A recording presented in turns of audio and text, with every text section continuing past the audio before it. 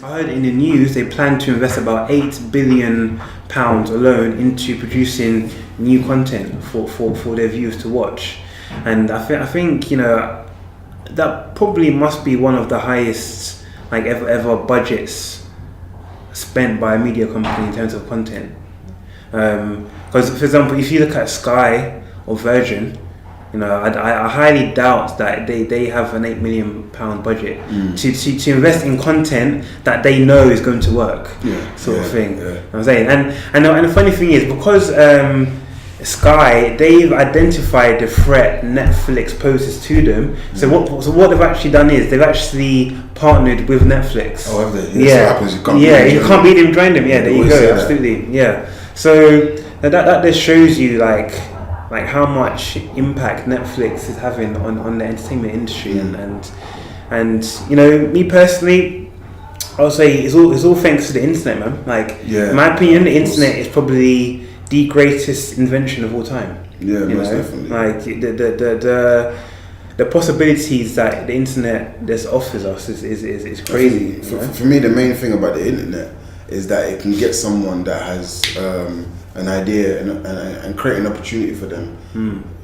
Before you had gatekeepers, before you had people that you had to prove and had to work hard for and earn their trust and stuff. But now, if you had a great idea, I think Shara's Story. Have you heard of that?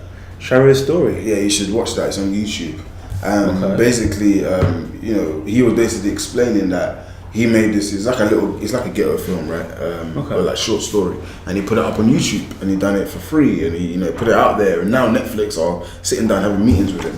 So he's gone out there, a lot of people have done that, create short films, and they have YouTube channels, and they get a lot of numbers. And obviously, it's just for the awareness, right? They're not making money off it. But now, if they're tapping into some sort of genre, movie genre or some sort of sub-genre, Netflix now approached them with a deal, and then they can go on Netflix. And here's another thing, and thanks to sort of Netflix's extensive data abilities, they've apparently identified 80 new micro-genres within the whole film and media industry, and now they can even combine what combination of actors and directors people like to watch, sort of thing. Like they can really get down really precise in terms of people's interests and people's watching behaviors, and they can even track when you watch a film and when you stop and when you close it. Oh, is it? So for example, if you watch a show and then there's a scene that you don't like, and then you close it afterwards, they'll probably analyze that. Okay, this scene probably made the person click off. So we skip it. Yeah. Okay, I didn't know they do that. Yeah, so they can get down really precise. I actually learned all this in that book you mentioned, Big Data, right? Yes. There's actually two parts. So there's one part where the guy explains what data is in concept, and then there's a second book which explains how companies apply data in real life. It's called Big Data in Practice. Okay, so definitely get that book as well. Yeah, really good. So in terms of Netflix's future, where do you see them going, or how do you see them expanding?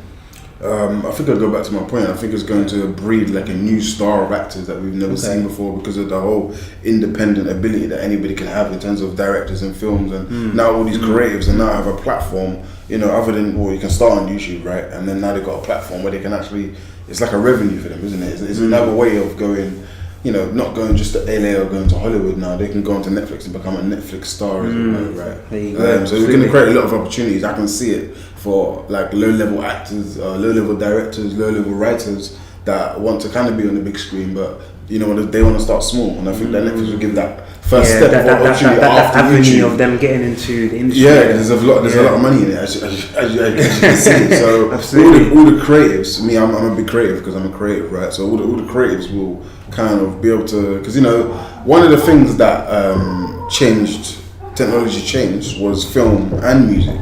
So I don't know if you remember when DVDs first was coming out and stuff like that, and then I don't know anybody that go to the cinema, and if they do, it's rare. Back in the day, you had to go to the cinema to watch a movie. Now you can watch a movie from the comfort of your home. And even if you had a DVD back then, DVD price was, because it was so popular, it was like £20 a DVD. So if you want to have a collection, you're going to be buying loads of DVDs. Exactly. Unless they were copied DVDs. Yeah. You're spending about £20 a DVD, right? Exactly, yeah. So I think that, the cost effective is really good, because I think it's like $9.99.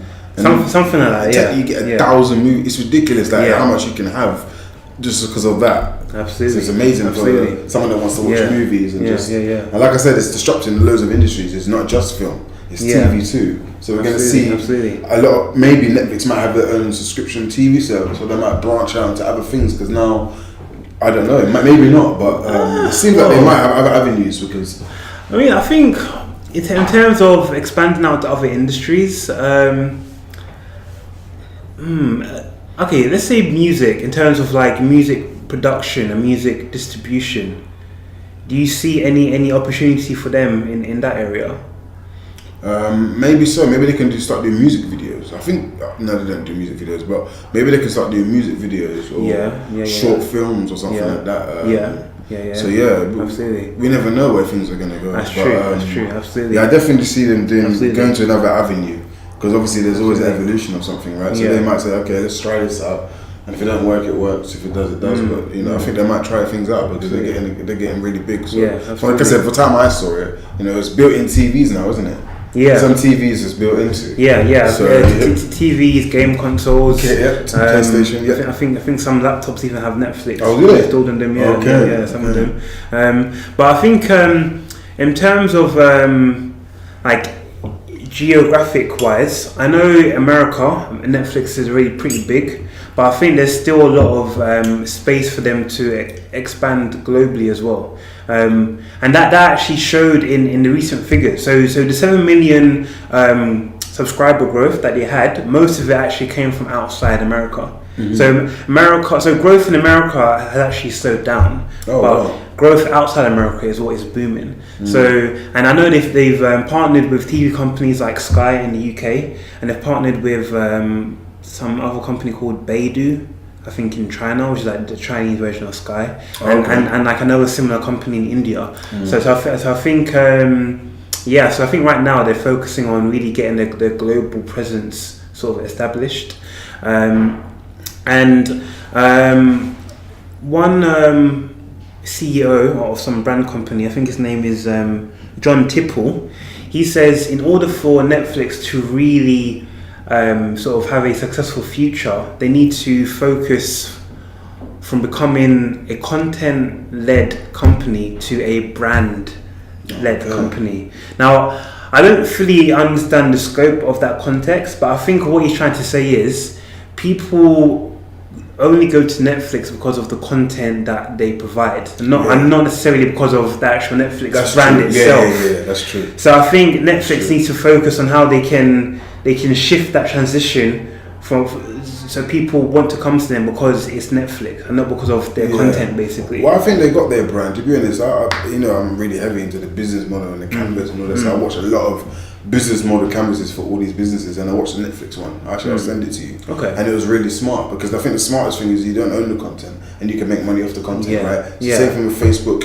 YouTube, Uber, Airbnb. Technically, this is just technology companies. They're just managing the data at the end of the day, right? So they got the consumers and they got the creators, and they're just trying to basically marry these people together, but they don't actually own the content, but they're making money off it. How much people got a subscription a year? So they're probably making a lot of profit from a lot of people, because they got like deals. Because I know you can get like $9.99 one, you can get a family package in a house. You can get them on multiple devices and stuff like that. Absolutely. And the amount of times I've seen people watching Netflix on public transport, it's crazy. Like they're watching movies.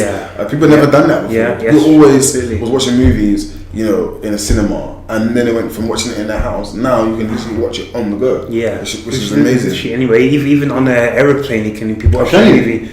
Oh, I thought the signal would be bad. No. But obviously, some aeroplanes have inbuilt Wi-Fi on the plane. Okay, so maybe nowadays. Every time I go on the plane back in the day, they didn't have Wi-Fi. Not all airlines. I think only some, like the luxury ones, like American and British Airways and all that stuff. But yeah, they're definitely out there. Okay, so I think in terms of Netflix, I think we've pretty much discussed